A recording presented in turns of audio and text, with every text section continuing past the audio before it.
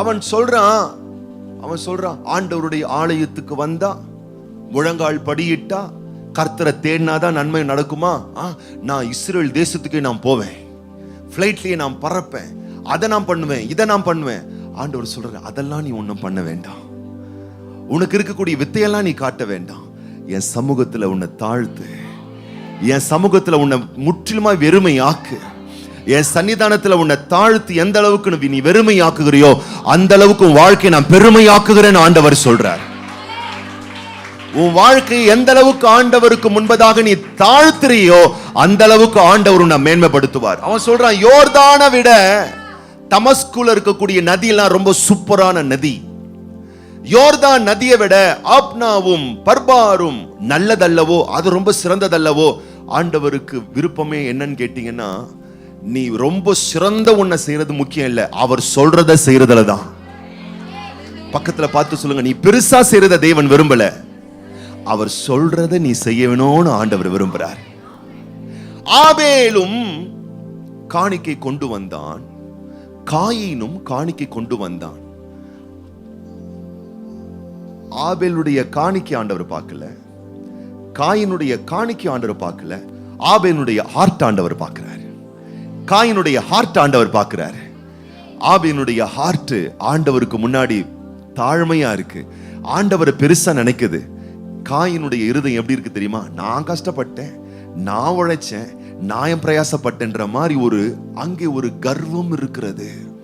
நான் சொல்லட்டுமா, வேதம் சொல்லுகிறது, தேவன் தாழ்மை உள்ளவர்களுக்கு கிருபையை தருகிறார். சத்தமா சொல்லுங்க, பெருமை உள்ளவர்களுக்கு எதிர்த்து நிற்கிறார். நான் சொல்றேன், எவ்வளவு நீங்க தாழ்மையா இருக்கீங்களோ, நான் சொல்லட்டுமா, வர புது வருஷத்துல உங்க வளர்ச்சி அவ்வளவு அசூர வளர்ச்சியா இருக்கும். அன்பா பேசுங்க, பணிவா பேசுங்க. யாரா இருந்தாலும் சரி, சின்ன வயசுள்ளவங்களா கூட இருக்கட்டுமே சரி, எந்த அளவுக்கு நீங்க தாழ்மையா இருக்கீங்களோ, ஆண்டவருக்கு முன்னாடி நீங்க முழங்கால் படியிடுறீங்களோ, ஆண்டவருக்கு முன்னாடி உங்களை வெறுமை ஆக்குறீங்களோ, எழுதி வைத்துக் கொள்ளுங்கள், வருகிற 2024 வருஷத்தை இந்த உலக சட்டங்களே ஆயிரமாய் நிமிர்ந்து நின்றாலும் உன்னுடைய வளர்ச்சியை அடைக்க முடியாது, தடுக்க முடியாது.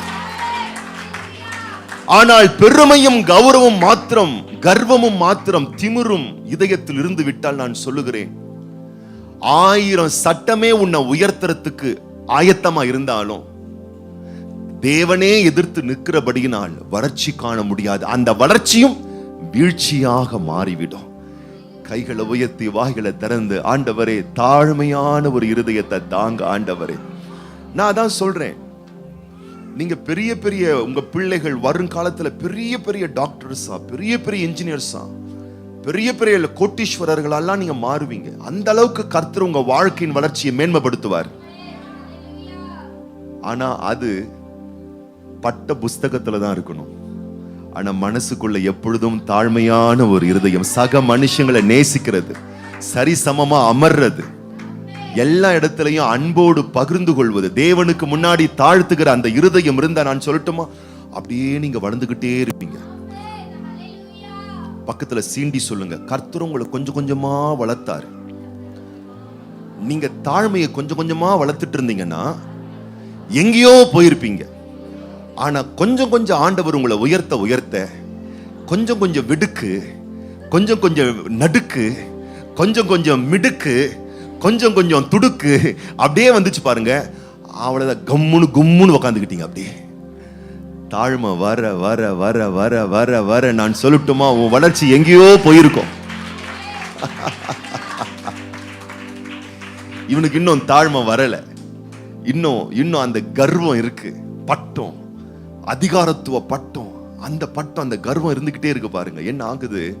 ஆண்டவரால் ஒரு அற்புதத்தை செய்ய முடியல. அடுத்த வசனம் 13 வசனத்தை வாசிங்க பார்க்கலாம். அவன் ஊழியக்காரர் சமீபத்தில் வந்து அவனை நோக்கி, அவனுடைய வேலைக்காரர்களாம் சமீபத்தில் அவனிடத்தில் வந்து, தகப்பனே, அந்த தீர்க்கதரிசி ஒரு பெரிய காரியத்தை செய்ய உமக்கு சொல்லி இருந்தால், பெரிய காரியத்தை செய்ய உமக்கு சொல்லி இருந்தால் அதை நீர் செய்வீர் அல்லவா?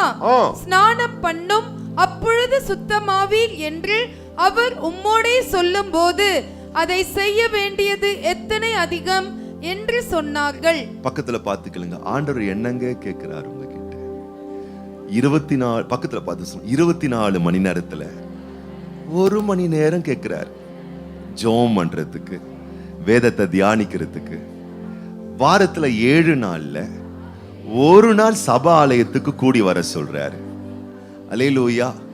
நீங்க வாங்குற 10 மடங்கு சம்பளத்துல 1% தசம பாகம் கேட்கிறாரு.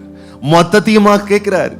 சின்ன விஷயத்தை தான் கேட்கிறாரு. அத்தனையும் மீண்டும் உனக்கு திருப்பி கொடுக்கறதுக்காகத்தான், மீண்டும் உன்னை உயர்த்துறதுக்காகத்தான், மீண்டும் உன்னை ஆசீர்வதிக்கிறதுக்காகத்தான், உன் நன்மைக்காகத்தான். உன் நன்மைக்காகத்தான் அந்த கீழ்ப்படிதலே, உன்னுடைய வளமான வாழ்க்கைக்காக தான் அந்த சின்ன விஷயத்தை செய்ய சொல்றார். இப்பதான் புரியுது. ஆமா, நம்ம வேலையில ஒவ்வொரு நாளும் 6 மணி நேரம், 7 மணி நேரம், 8 மணி நேரம் ஒருத்தன் சாத்துக்குடி புளிகிற மாதிரி புளிஞ்சு எடுத்து அவன் மொத்தத்தையும் எடுத்துக்கிட்டு மிச்சம் கொஞ்சமா தான் எனக்கு சம்பளத்தை கொடுக்கறான். ஆனா அவனுக்கு கரெக்டா நான் பிரசன்ட் போட்டுறேன், ஆனா ஆண்டவருக்கு நான் ஆப்சன்ட் போட்டுறேனே என்பதை நீங்க உணரணும்.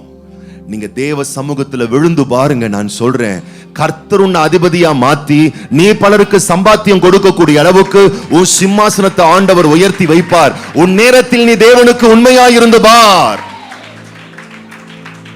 உன் பணத்தில் தேவனுக்கு உண்மையாயிருந்து பார். உன்னுடைய முக்கியத்துவத்தில் தேவனுக்கு நீ உண்மையாயிருந்து பார். எல்லாம் நீங்க யோசித்து பார்த்தீங்கன்னா சின்ன சின்ன விஷயம் தாங்க, சின்ன சின்ன விஷயம் தான் ஆண்டவர் செய்ய சொல்வார். உங்களால முடியாத ஒன்றை தேவன் சொல்லுகிற தேவன் அல்ல. ஆனா அந்த சின்ன சின்ன விஷயங்கள் கூட நம்ம வாழ்க்கையின் வளமான வாழ்வினுடைய ஆசீர்வாதத்திற்காக தான் சொல்றார். சொன்ன உடனே அடுத்த வசனம், அப்பொழுது அவன் இறங்கி தேவனுடைய மனுஷன் வார்த்தையின்படியே யோர்தானில் 7 தரம் முழுகின போது அவன் மாம்சம் ஒரு சிறு பிள்ளையின் மாம்சத்தை போல மாறி அவன் சுத்தமானான். அல்லேலூயா, அல்லேலூயா, அல்லேலூயா. அவன் சுத்தமாயிட்டான், அவ்வளவுதான். ஆண்டவர் சின்ன விஷயத்துல தான், எளிமையான விஷயத்துல தான் வலிமையான ஆசீர்வாதங்களை தேவன் வைத்திருக்கிறார். எளிமையான உங்களுடைய நல் செயல்களால் தான் வலிமையான உயர்வுகளை தேவன் வைத்திருக்கிறார். எளிமையான உங்களுடைய நற்கிரியைகளில் தான் தேவன் வலிமையான உயர்வுகளை தேவன் வைத்திருக்கிறார். எத்தனை பேர் நம்ம ஆமென் சொல்றோம்? அல்லேலூயா. ஆண்டவருக்கு தத்தம் செய்யும் பொழுது, ஆண்டவருக்கு அர்ப்பணிக்கும் பொழுது சின்ன சின்ன விஷயங்கள் தான் பாருங்க, சின்ன சின்ன விஷயங்கள் தான் ஆண்டவர் மகிமையாய் உங்களை உயர்த்தி கொண்டே இருப்பார், மேன்மையாய் உங்களை கனப்படுத்திக்கிட்டே இருப்பார், நன்மையால் முடிசூட்டிக்கிட்டே இருப்பார். சிலர்லாம் நான் பார்த்துருக்கிறேன், உங்க ஃபேமிலியிலே சொல்லுவாங்க, ஞாயிற்றுக்கிழமை சர்ச்சுக்கு கூப்பிட்டா இவர் வரமாட்டாரியா அப்படின்னுவாங்க. ஞாயிற்றுக்கிழமை ஒரு நாள் தானே பிரதர் வரலாமே. அப்புறம் அவங்க சொல்லுவாங்க, பஸ் கிடைக்கலன்னு 2 மணி நேரம் பஸ் ஸ்டாண்ட்லயே நிக்கிறாரியா. பாருங்க மனுஷன் பாருங்க, அந்த 2 மணி நேரம் ஆலயத்துல உட்காந்து அப்புறம் அவரே சொல்லி இருக்கிறாரு கிட்ட, நான் சர்ச்சில் சர்வீஸ் முடிச்சுட்டு போயிருக்கலாம்னு நினைக்கிறேன் பாஸ்டர், தேவையில்லாம 2 மணி நேரம் பஸ் ஸ்டாண்ட்லயே டைம் வேஸ்ட் ஆயிடுச்சு. நான் சொல்றேன், இதை மட்டும் நீ ஃபர்ஸ்ட் செஞ்சிரு ஆண்டவருக்கு. நான் சொல்றேன், மத்ததெல்லாம் நான் கோணலும் குறுக்களுமா இருந்தாலும் சரி, பெஸ்ட் ஆகிறத நீ ரொம்ப அழகா நீ பாப்ப, நிறைவாகிறத நீ அருமையா பாப்ப, மகிமையா மாறுறத நீ மேன்மையா பாப்ப. கர்த்தர் நம்முடைய வாழ்வில் செய்யக்கூடிய காரியங்கள் பயங்கரமான காரியம். இவன் பெரிய பெரிய மருத்துவர்களை, மருத்துவ சிகிச்சை முறைகளை எல்லாம் பார்த்து பார்த்து வந்த ஒரு ஆளு. ஆனா இவனுக்கு எதுவுமே விமோசனம் கொடுக்கல. நான் சொல்லட்டுமா, இன்னைக்கு நான் சொல்றேன், நீங்க யார்கிட்டயும் சொல்லாம இருப்பீங்க, உங்க மனசுல மட்டும் சில விஷயங்கள் இருக்கும், இது மாறணும், இது நடக்கணும், இது கிடைக்கணும், இது அமையணும். நான் சொல்லட்டுமா, அந்த பெரிய காரியத்தை ஆண்டவர் இன்றைக்கு உன் வாழ்வில் துவக்க போகிறார். உன்னுடைய சின்ன தாழ்மை, உன்னுடைய சின்ன கீழ்ப்படிதல், உன்னுடைய சின்ன அர்ப்பணிப்பு, உன்னுடைய சின்ன ஒப்பு கொடுத்தல், ஆண்டவர் உனக்கு ஒரு பெரிய மகிமையை செய்ய போறாரு, பெரிய அற்புதத்தை தேவன் செய்ய போறாரு, பெரிய ஆசீர்வாதத்தை செய்ய போறாரு, பெரிய உயர்வை செய்ய போறாரு. உன் வாழ்க்கை விட்டு நீங்க வேண்டிய பிரச்சனைகளை, உன் உடம்பை விட்டு நீங்க வேண்டிய வியாதிகளை, உன் குடும்பத்தை விட்டு நீங்கக்கூடிய எல்லா விதமான போராட்டங்களை ஆண்டவர் இன்றைக்கு முற்றிலும் அழித்து நிக்கிரகம் பண்ணி குறைவான நிலையில் இருக்கக்கூடிய உன்னை நிறைவான ஆசீர்வாதங்களால் ஆண்டவர் முடிசூட்ட போகிறார். எத்தனை பேர் சொல்றீங்க? முழுமையான ஒரு அர்ப்பணிப்போடு, முழுமையான ஒரு அர்ப்பணிப்போடு ஆண்டவருக்கு மொத்தமா என்ன நான் கீழ்ப்படுகிறேன்னு சொல்லுகிற உங்களை கர்த்தர் விசேஷமாய் ஆசீர்வதிக்க போகிறார்.